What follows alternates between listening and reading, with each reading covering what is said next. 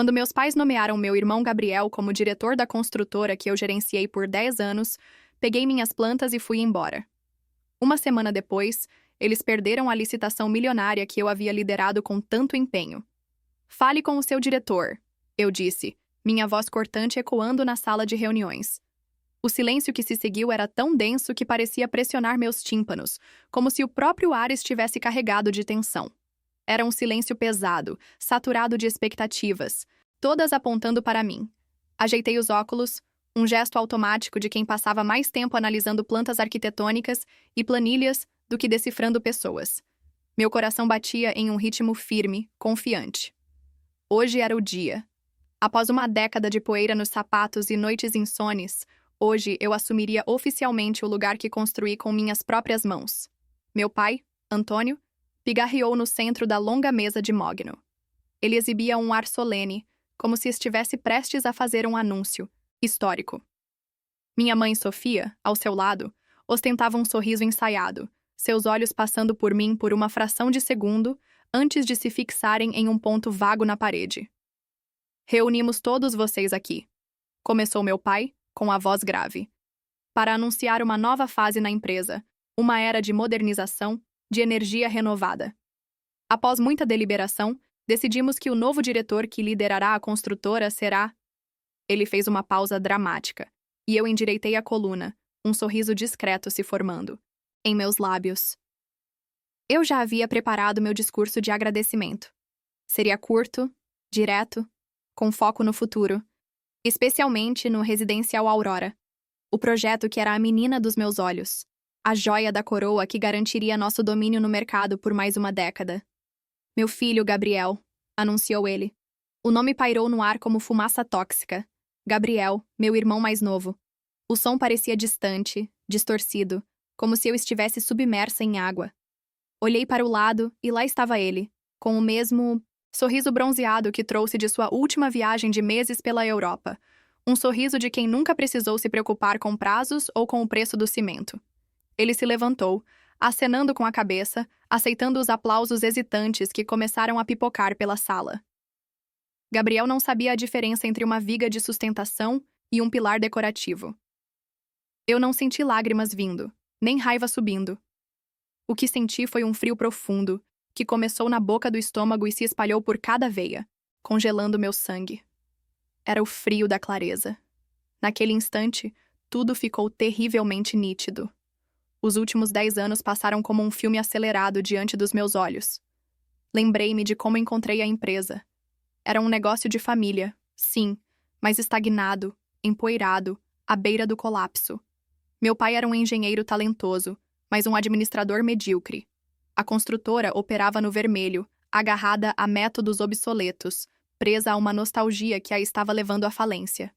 Eu tinha 20 anos, recém-formada em arquitetura, com uma energia que parecia capaz de mover montanhas. Mergulhei de cabeça. Implementei softwares de gerenciamento que otimizaram cada processo. Renegociei contratos com fornecedores, cortando custos e aumentando nossa margem de lucro. Passei noites e mais noites no escritório, estudando o mercado, buscando inovações. Eu não apenas gerenciei, eu transformei. Dei meu suor, minha saúde e minha juventude para erguer aquele nome. Tijolo por tijolo. O Residencial Aurora. Era meu ápice. Não era apenas um condomínio de luxo. Era um conceito. Um ecossistema autossustentável com captação de água da chuva, energia solar, materiais reciclados e um design que integrava a natureza à vida urbana. Foram 2 anos da minha vida dedicados exclusivamente àquele projeto. Eu desenhei cada linha, calculei cada ângulo, selecionei cada material. A licitação para construí-lo valia dezenas de milhões, mas para mim, valia muito mais. Era o reconhecimento, a prova de que todo o meu sacrifício havia valido a pena. Sangue novo foi a justificativa que meu pai deu enquanto Gabriel apertava as mãos dos membros do conselho, com seu charme superficial. Uma imagem mais moderna para a empresa, ele disse. E eu? Eu era o quê? Um móvel velho que já não combinava com a decoração? A reunião terminou. As pessoas vieram me cumprimentar, seus olhares cheios de pena. Eu sorri para todos, um sorriso que não alcançava meus olhos. Parabenizei meu irmão com um breve aceno de cabeça. Minha mãe tentou me abraçar, mas eu me afastei sutilmente. O toque dela, que antes me confortava, agora parecia queimar. Saí da sala e caminhei pelo corredor que eu mesma projetei. Cada quadro na parede, cada prêmio na estante, tinha meu dedo, meu esforço. Mas eu não sentia mais nada. Era como andar pela casa de um estranho. Naquela noite voltei ao escritório. O lugar estava escuro, silencioso, impregnado com o cheiro de café requentado e papel. Sentei-me na minha cadeira, a mesma onde passei, incontáveis madrugadas. Liguei o computador e abri a pasta do Residencial Aurora. Estava tudo ali. As plantas arquitetônicas, os cálculos estruturais, as renderizações em 3D, as planilhas de custos, os contatos dos fornecedores exclusivos que eu consegui. Minha obra-prima. Meu legado. Com uma calma que me assustou, conectei meu drive externo. O processo de transferência foi metódico, quase ritualístico. Cada clique do mouse era uma despedida. Copiei tudo. Cada arquivo, cada subpasta. Quando a saí barra de progresso marcou 100%, selecionei a pasta original no servidor da empresa. Minha mão pairou sobre o teclado por um instante. Pensei nos meus pais, no meu irmão, mas a imagem que veio à mente foi a dos meus últimos 10 anos. A solidão, o cansaço, a dedicação cega a um sonho que no final não era meu para sonhar. Pressionei delete e em seguida esvaziei a lixeira. Desliguei o computador, peguei minha bolsa e o drive externo. Dei uma última olhada na sala, que foi meu mundo por uma década. Pela primeira vez em muito tempo, eu não senti o peso da responsabilidade sobre meus ombros. Eu me senti leve. Na manhã seguinte, minha mesa estava vazia, e o projeto da vida deles, o futuro milionário da empresa, não passava de uma memória digital no meu bolso. A primeira coisa que notei naquela manhã foi a luz do sol. Não o alarme estridente do despertador às 5 da manhã, nem a lista mental de tarefas que já começava a se formar antes mesmo de eu abrir os olhos. Era a luz suave e dourada que entrava pela fresta da cortina, pintando uma faixa no meu quarto. Eu não via o sol nascer da minha própria janela há anos. Sempre estava no trânsito ou no escritório, com a luz artificial zumbindo sobre minha cabeça. Sentei-me na cama e o silêncio me envolveu. Não havia urgência, não havia e-mails para responder, nem telefonemas para fazer. O único som era o da minha própria respiração. Foi uma sensação tão estranha que, por um momento, pensei que algo estava errado. Então, a lembrança da noite anterior voltou. Não como um pesadelo, mas como a chave que abre a porta de uma cela. O drive externo estava na minha mesa de cabeceira, pequeno e discreto, guardando o trabalho da minha vida. Preparei um café sem pressa, saboreando o aroma, o calor da caneca em minhas mãos. Pela primeira vez em 10 anos, eu não estava engolindo o líquido amargo enquanto lia relatórios. Eu estava apenas tomando café. Foi nesse momento de paz que meu celular começou a tocar. O nome na tela era Sofia, minha mãe. Deixei tocar até cair na caixa postal. Segundos depois, tocou de novo. E de novo. Na quarta vez, respirei fundo e atendi. Clara, graças a Deus. Onde você está? Por que não está aqui? Sua assistente está em pânico. Ninguém sabe de nada. A voz dela era um misto de histeria e acusação. Bom dia, mãe. Estou em casa, respondi. Minha voz surpreendentemente calma. Em casa? Como assim em casa? Você está doente? Você nunca fica doente. Antônio está furioso. Ele diz que você está sendo irresponsável. Eu não estou doente. E não se preocupe, eu não sou mais responsabilidade dele. Falei, dando um gole no café. Houve um silêncio chocado do outro lado da linha. O que você quer dizer com isso? Mandei um e-mail para o RH e para o conselho às 6 da manhã. É a minha carta de demissão. Tem efeito imediato. O som que ela fez foi um engasgo. Demissão, Clara? Que brincadeira é essa? Você não pode se demitir. Esta empresa é a sua vida, é o seu legado. Não, mãe. Corrigi, a frieza na minha voz cortando o ar. Era para ser o meu legado, mas vocês deixaram bem claro ontem que o legado tem outro nome. Gabriel. Ele é o diretor agora, não é? Ele pode cuidar de tudo. Isso não é justo. Fizemos isso pelo bem da empresa, para trazer uma nova energia. Ela tentou argumentar, a voz subindo de tom. Seu irmão te admira. Ele precisa de você, da sua orientação. Eu quase ri. A ironia era tão absurda que beirava o cômico. Eles me apunhalaram pelas costas e agora queriam que eu ensinasse meu substituto a segurar a faca. Ele teve a vida inteira para aprender alguma coisa. Agora ele tem o cargo. Tenho certeza de que vai se sair bem com todo esse sangue novo e carisma. Respondi, o sarcasmo pingando de cada palavra. Eu não tenho mais nada a ver com isso. Antes que ela pudesse responder, ouvi a voz do meu pai ao fundo tomando o telefone. Clara, chega de drama. Seja lá qual for o seu problema, você vai entrar no seu carro agora e vir para o escritório, para que possamos resolver isso como adultos. A voz dele era a mesma que usava para dar ordens aos peões na obra. Autoritária. Sem espaço para discussão. Mas eu não era mais sua funcionária. Não há nada para resolver, pai. Disse com firmeza. A decisão foi de vocês. E a minha está tomada. Tenham um bom dia. Desliguei antes que ele pudesse gritar mais alguma coisa. Meu coração batia forte, uma mistura de dor e adrenalina. A traição deles doía, mas a sensação de tomar as rédeas da minha própria vida era inebriante. Meu celular tocou novamente. Era Gabriel. Revirei os olhos e atendi. Clara, que loucura é essa? A mãe está chorando e o pai parece que vai explodir. O que você fez? Ele perguntou com um tom que misturava confusão e um certo divertimento, como se eu fosse uma criança fazendo birra. Eu me demiti, Gabriel, respondi, seca. O quê? Por quê? Por causa de ontem? Ah, qual é, Clara? Não leva para o lado pessoal, são só negócios. Eu ia precisar de você aqui para me ajudar. A pegar o jeito das coisas, sabe? Aquela frase foi a gota d'água. A condescendência, a presunção de que eu, após ser publicamente humilhada, ainda estaria ali para ser sua babá corporativa, me fez cerrar os dentes. Não, Gabriel. Eu não sei. E não, eu não vou te ajudar. Respondi, o gelo voltando à minha voz. Você queria o cargo, a glória, o título de diretor. Pois bem, agora você tem tudo isso, inclusive as responsabilidades. Bem-vindo ao mundo real. Boa sorte. Você vai precisar. Desliguei. Pela primeira vez naquele dia, senti uma pontada de algo que não era frio. Era uma chama quente e feroz se acendendo no meu peito. Eu não havia apenas pego meus projetos de volta. Eu havia recuperado minha dignidade. Passei o resto do dia com o celular no modo silencioso, fazendo algo que não fazia há uma década. Nada. Assisti a um filme, pedi comida, li um livro. Cada hora que passava sem a pressão esmagadora do trabalho, parecia um presente. Eu sabia que a tempestade na empresa estava apenas começando. Eles ainda não tinham tentado acessar os arquivos do residencial Aurora.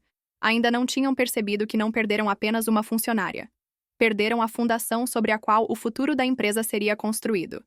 E essa percepção, eu sabia, seria muito mais dolorosa do que a minha carta de demissão. A semana que se seguiu foi, para mim, um borrão de paz e redescoberta. Limpei meu apartamento, reconectei-me com velhos amigos e comecei a desenhar por prazer, algo que não fazia desde a faculdade. Meus pais e meu irmão continuaram ligando, alternando entre súplicas, ameaças e chantagem emocional. Eu simplesmente parei de atender, deixando suas vozes desesperadas se perderem na minha caixa postal. Enquanto eu encontrava meu eixo, o mundo que deixei para trás começava a ruir. O epicentro do terremoto seria a reunião final com os investidores do residencial Aurora. Eu sabia que a reunião estava marcada para quinta-feira, o grande dia para selar o acordo. Gabriel, em uma tentativa patética de mostrar que estava no controle, decidiu manter a data. Segundo um e-mail que um antigo colega leal me encaminhou, meu irmão enviou uma nota a todos os envolvidos, dizendo que ele, como o novo rosto da inovação na empresa, conduziria pessoalmente a apresentação. Eu quase senti pena. Quase. Na quinta-feira, sentei-me em um café perto do meu antigo escritório. Não precisava estar na sala para saber o que aconteceria. Eu conhecia aqueles investidores. Homens e mulheres implacáveis. Tubarões do mercado imobiliário que sentiam o cheiro de incerteza a quilômetros de distância. Eles não se impressionavam com ternos caros ou sorrisos bonitos. Queriam números, dados, a solidez de um projeto. A cena se desenrolou na minha mente como um filme. Gabriel, no centro da sala de reuniões, a mesma onde fui traída, tentando projetar uma autoridade que não possuía. Ele provavelmente começou com uma piada, tentando quebrar o gelo, mas os investidores não estavam ali para rir. Senhor Costa, imaginei a voz grave do Senhor Almeida, líder do consórcio de investimentos. Vamos direto aos pontos técnicos. Na página 87 do prospecto, sua irmã detalhou um sistema de fundação flutuante para minimizar o impacto no lençol freático. Pode nos explicar a logística de implementação e os custos de manutenção a longo prazo? Um silêncio pesado deve ter caído sobre a sala. Gabriel gaguejando, folheando papéis com mãos suadas, o sorriso carismático derretendo em seu rosto. Ele não fazia ideia do que era uma fundação flutuante. Provavelmente tentou desviar, falando sobre o conceito moderno do empreendimento, sobre a sinergia com a natureza, mas eles não deixariam barato. A senhora Lima, uma engenheira brilhante e cética, teria atacado em seguida. E quanto à eficiência dos painéis solares de película fina propostos? Qual a taxa de degradação estimada em 10 anos e como isso impacta o plano de autossustentabilidade energética, que foi o principal atrativo para nós? Pergunta após pergunta, o cerco foi se fechando. Eram questões que eu responderia de olhos fechados, com a paixão de quem desenvolveu cada detalhe. Minhas respostas, minhas soluções. A ausência da mente por trás do projeto não era apenas notada. Era um abismo no centro daquela mesa. Gabriel era um ator em um palco, tentando recitar falas de uma peça que nunca leu. Seu carisma, sua imagem moderna, eram inúteis contra a muralha de perguntas técnicas. O golpe final veio como eu havia planejado. Foi o senhor Almeida quem deu a cartada. Tudo isso é muito interessante, jovem. Ele deve ter dito, a paciência esgotada. Mas palavras são apenas palavras. Sua irmã nos prometeu uma demonstração da planta interativa em 3D, um modelo navegável que nos permitiria visualizar cada fase da construção e a integração dos sistemas. Estamos ansiosos para ver. Pode nos mostrar? Esse era o meu trunfo. A planta interativa era uma obra-prima tecnológica, um programa que eu mesma ajudei a customizar com uma equipe de TI. Levou meses para ser aperfeiçoado e existia em um único lugar, o servidor principal da empresa. Ou melhor, existia. Imaginei Gabriel se virando para seu assistente, o pânico estampado nos olhos. O assistente, um rapaz jovem e assustado, digitando freneticamente no notebook. Não estou encontrando, senhor. Procure de novo. Não está na pasta do projeto, senhor. A pasta parece estar quase vazia. A reunião terminou ali, não com um aperto de mãos, mas com um silêncio constrangedor. Executivo se levantando abruptamente, guardando suas pastas com uma rispidez que dizia tudo. A fachada havia desmoronado. Não havia projeto, apenas um herdeiro despreparado e promessas vazias. Eu já havia terminado meu segundo café quando meu celular vibrou. Era um número desconhecido, mas atendi. A voz do outro lado era a do meu pai, mas não a voz autoritária de dias antes. Era uma voz quebrada, um misto de pânico, raiva e súplica. Clara, ele começou, a respiração pesada. Eles cancelaram. Nos mandaram um e-mail. Perdemos a licitação, perdemos tudo. Permaneci em silêncio, deixando o peso daquelas palavras o esmagar. O que você fez? Ele gritou, a raiva finalmente vencendo o pânico. Os arquivos sumiram. Você nos sabotou. Você destruiu o negócio da sua própria família. Você tem que consertar isso. Olhei pela janela do café. O sol da tarde batia nas folhas das árvores, criando um mosaico de luz e sombra. Eu me sentia estranhamente calma, como o olho de um furacão. Todo o caos estava ao redor, mas no meu centro havia paz. Peguei o telefone e disse, com uma voz fria e cortante, cada palavra carregada com o peso de 10 anos de trabalho não reconhecido. Eu não trabalho mais aí. Fiz uma pausa, deixando a frase cravar em sua mente. Fale com o seu diretor. E desliguei. O som do meu telefone contra a mesa de centro foi o ponto final de um capítulo da minha vida. Não senti um triunfo cruel, nem alegria sádica. Senti apenas o vazio da conclusão. O nó que carregava no peito, por 10 anos, havia se desfeito. Eu estava livre, mas a história, como logo descobriria, estava longe de terminar.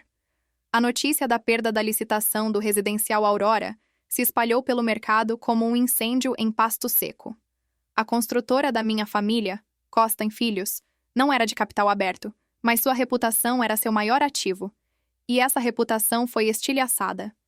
O nome que meu pai tanto prezava tornou-se, da noite para o dia, sinônimo de incompetência e instabilidade. As consequências foram rápidas e brutais. O primeiro a sair foi o engenheiro-chefe, João, que trabalhou comigo em todos os grandes projetos.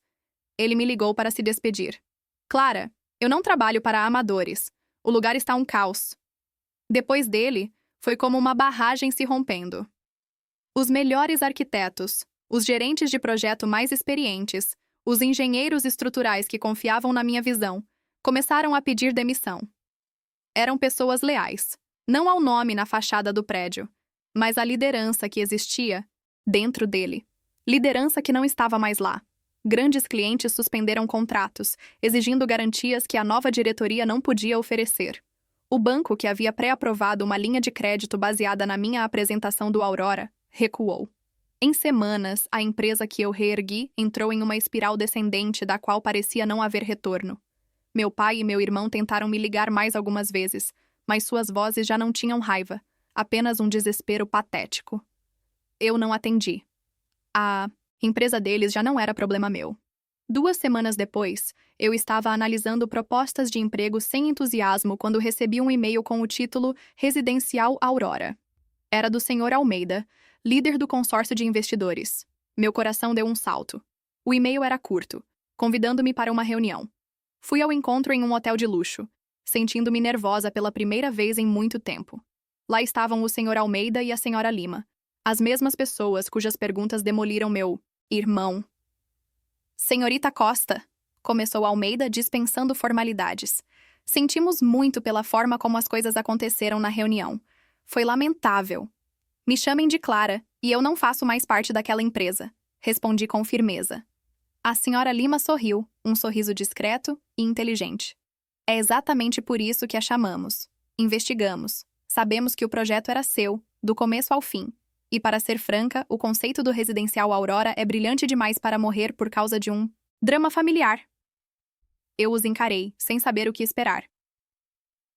Nós não queríamos o nome da sua família, Clara, continuou Almeida, inclinando-se para a frente. Queríamos a mente por trás daquele projeto. Acontece que a mente não está mais lá. Então viemos até ela. Nossa oferta de investimento ainda está de pé. Mas não para a empresa do seu pai, para você. Fiquei sem ar. Para mim? Eu não tenho uma empresa. Mas pode ter, ele disse, deslizando um documento sobre a mesa. Oferecemos o financiamento. Total. Você abre sua própria construtora, executa o residencial Aurora exatamente como o concebeu e entra como sócia majoritária. Nós entramos com o capital, você entra com o gênio. O que me diz? As lágrimas que não derramei na sala de reuniões no dia da traição subiram aos meus olhos. Eram lágrimas de validação, de um reconhecimento tão profundo que curava a ferida deixada pela minha própria família. 6 meses depois, eu não estava mais em uma sala de reuniões. Estava de pé, no meio de um terreno vasto, com um capacete de segurança na cabeça e botas sujas de barro. O sol da manhã aquecia meu rosto e o cheiro de terra molhada enchia meus pulmões. Ao meu redor, o som das máquinas e das fundações sendo cravadas no solo era a mais bela música que já ouvi. Segurava as plantas do Residencial Aurora nas mãos. Não uma cópia digital, mas o papel real, o projeto original. Minha nova empresa, batizada de Fênix Construtora, estava a todo vapor. Muitos dos engenheiros que se demitiram da empresa do meu pai agora trabalhavam comigo, com um brilho nos olhos que eu não via há anos. Não soube muito sobre a antiga empresa. Ouvi dizer que venderam ativos para cobrir dívidas e que ela se tornou uma sombra do que foi. Mas, para ser sincera, eu não pensava mais nisso. Olhando para as estacas que marcavam o início do meu sonho se tornando realidade, entendi que aquilo nunca foi sobre eles. Não foi sobre fazê-los pagar. Foi sobre provar para mim mesma que meu valor não estava no nome que eu carregava ou na cadeira que deveria ocupar. Meu valor estava nas minhas mãos, na minha mente e na coragem de ir embora para construir meu próprio futuro.